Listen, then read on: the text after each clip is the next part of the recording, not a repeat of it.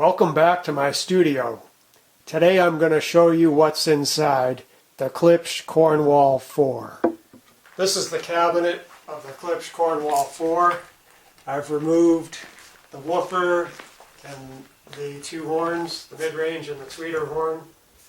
One of the details I like about the way the speaker's made is all the screws that hold the woofer and horns in place go into these T-nuts. The holes have T-nuts, so there's a metal thread, and you can remove and insert these screws over and over without fearing that you're going to strip the wood if they just use wood screws. I removed the screws for this center port to show you what this looks like.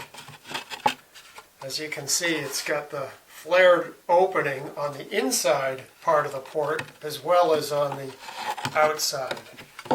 And supposedly this reduces what's called chuffing, which is as the woofer's playing deep bass notes, sometimes you can hear a noise caught from the air going in and out of the port. And I have not noticed that with these speakers, so maybe the design is working well.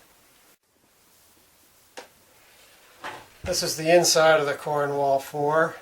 You see up here and there, those are holes in the wood where the wood screws mount the crossover. You can see the inside of the port, the three ports for the bass. In the middle here is the back of the binding posts plate. And here you can see a couple of 2x4s that support the very thin part of this front baffle.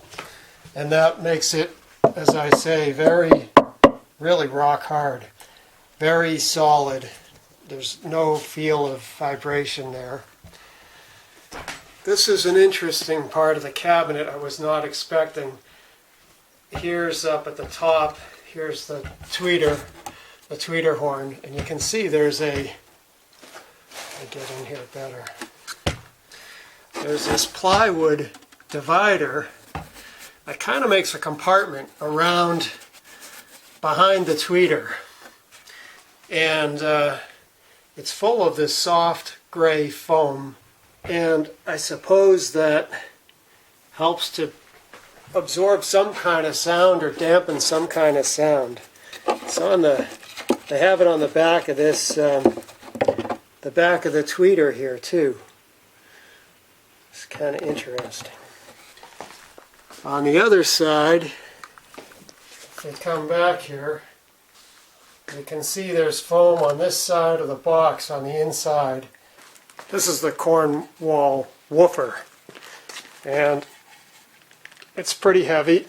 I don't know how many pounds it weighs, but I would say over 5 for sure, maybe 10. It's got a stamped steel basket. There are these stamped in stiffeners here, and it's conical shape to begin with.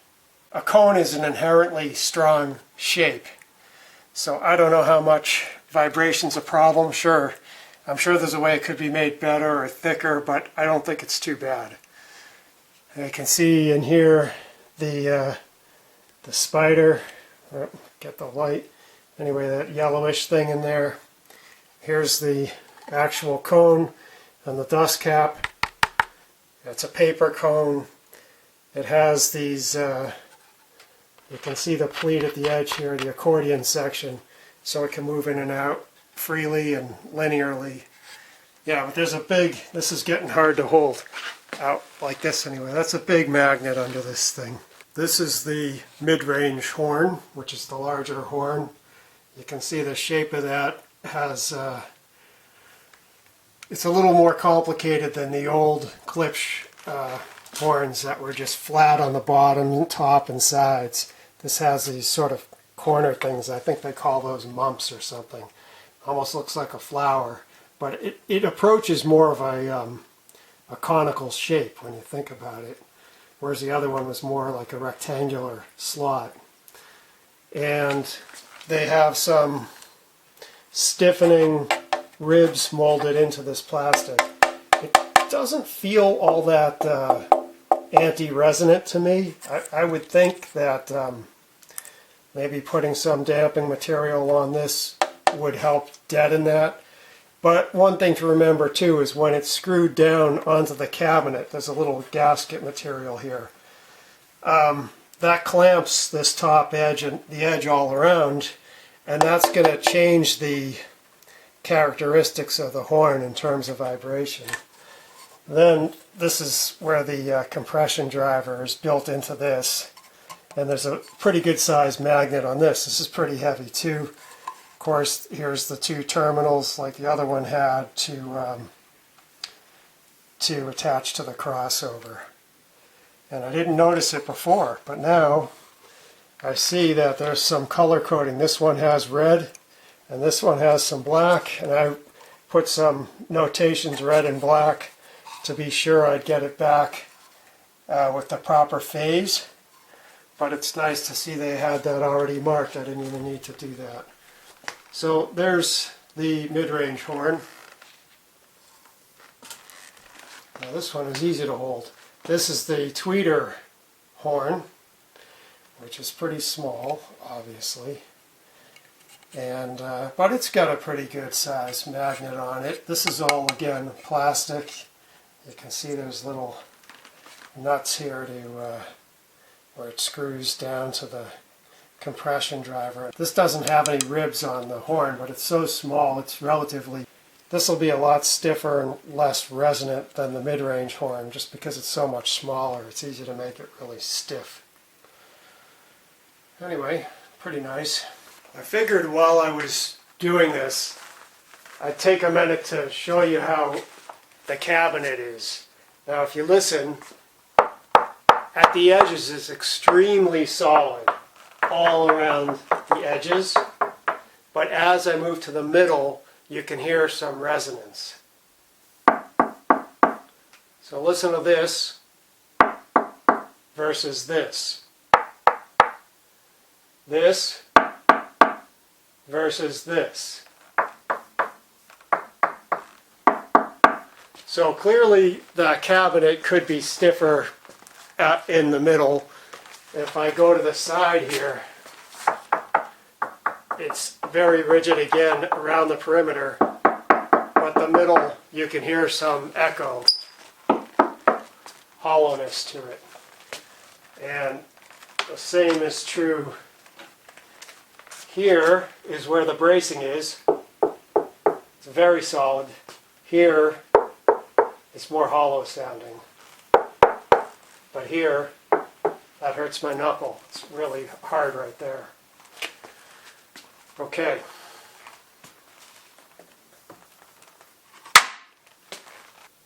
The main reason I took apart the whole speaker, though, was to get a good look at this. This is the crossover, and there's a lot I want to say about it. First of all, the board itself, if you look at the back, you see the layout, and at first you might think, gee, look how skinny all those little traces are. That doesn't look very good. But those are not the traces. These big green areas here, these big wide areas, are actually where the electricity runs. And these little thin ones are actually the insulation between, the gaps between the conductive parts. You can see all these components. These are hand soldered connections. It's not wave soldered. And one thing I like, a nice detail, is they use these standoffs that are permanently attached to the circuit board. So when you go to screw that in the cabinet, you don't need to worry about trying to thread little tubular standoffs through the screws that hold the circuit board to the side of the cabinet. So I don't know how much people know about this kind of thing. First of all, the purpose of the crossover here is twofold. It takes the amplifier's power and essentially divides it up appropriately for each of the three drivers. And by appropriately, what I mean is it determines what frequencies each driver will see, but it also can adjust the relative loudness of each of those drivers because they don't all have the same efficiency. So you have to knock down the more efficient drivers to match the least efficient driver. Okay, so that's what this thing does, and it just does it with three basic passive electronic devices. You have these yellow things called capacitors. For example, this big one here is 60 microfarads. It's a 5% tolerance capacitor. 60.0 microfarads, 250 volts DC. That's the breakdown voltage, and you'll never get anywhere near that with a power amp. Here's another thing I want to point out. All the wires are solid, but the interesting thing is this insulation, I believe, is Teflon. It's all Teflon insulation, that red and the black plastic you see, and that's really a high-end type of insulation that can withstand a lot of heat, so you don't have to worry about overheating it when you're soldering. That's not going to melt. It says right along here, AudioQuest, Type 4 speaker cable, solid, long grain copper quad helix. So, I would think there might be, there are 4 wires in each bundle. So that's what they're using. And it could be that what you see, the black and the red at the end, where it attaches to the board, may just be the same wire once the insulation is removed. The outer insulation might have that black and red inside. There's also a lot of heat shrink here to keep everything organized, which is all nicely done, I think. And another benefit of that is because it's solid, it stays in place. So when you mount everything in the box, you don't have to worry about a wire flopping around and coming into contact with, I guess it can't really hit a driver, but I guess it could hit the woofer maybe, or just rattling against the side of a cabinet or something. That shouldn't be an issue. So anyway, these capacitors, there are no electrolytic capacitors like in the old-fashioned Klipsch's, which is good. Those sound really bad. So these are much better. They're not the ultimate type of capacitor, which might be some kind of metal foil capacitor, but people have to realize that you could, for a 60 microfarad foil polypropylene capacitor, it's many tens of dollars per capacitor, and it's not realistic to expect Klipsch to put cost no object capacitors, inductors, resistors, and things like that, although resistors are pretty cheap. But it's just unreasonable to expect everything is going to be cost no object. When you get a pair of speakers for $6,000, they just can't do it. So anyway, so these things here that look like they have these spools of wire looking things, those are called inductors, and their resistance goes down at low frequencies and it increases at high frequencies. They allow lows to go through. Think of it that way. So this is an iron core inductor. See, what you see in the middle here is a stack of steel plates. And what those do is they increase the inductance that this winding has. If that metal wasn't in the middle, it would have less inductance. The last thing I want to talk about is these resistors. They're called sand-cast resistors because it's a ceramic box, and they put the element inside, and then they put this sandy, cementy stuff in to cover it over. And some people are down on those. To be honest, I can't say what is inside that, but typically these aren't considered the best quality. I like how Klipsch has used glue to attach all these components to the board, and I like the wire ties to secure everything down so it can't get loose. What I've done is, you can see here, I've lifted this lead of the inductor so that I can measure the inductance and the DC resistance of each inductor. In order to measure it, you have to unsolder one side of it first. Okay, these are the ends that go to the binding posts, and they look like that. And these are the ends that go to the various drivers. So I have this one marked tweeter. This goes to the tweeter horn, and just red to red and black to black, they just push on to the tabs that are on the horn. I'm overall very happy with this speaker.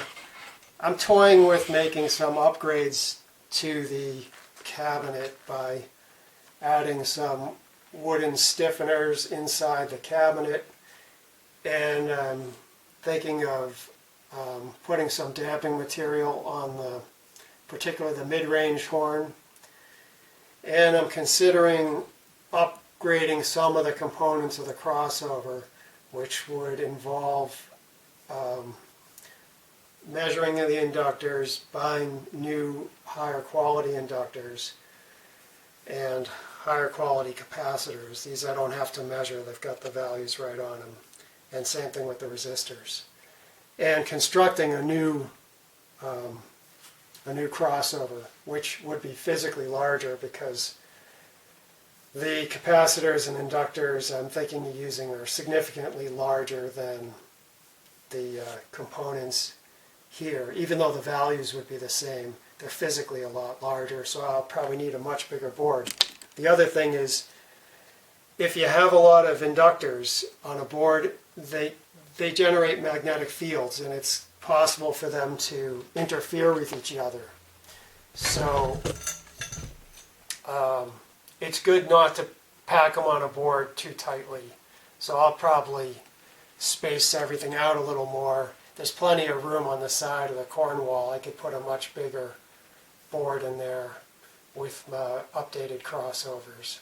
If I do that, I'll be sure to let you know how that goes, and if I hear a big difference or not. Positive, negative, whatever I hear, I'll let you know. Thanks for watching. Hope you enjoyed this inside view of the Cornwall IVs.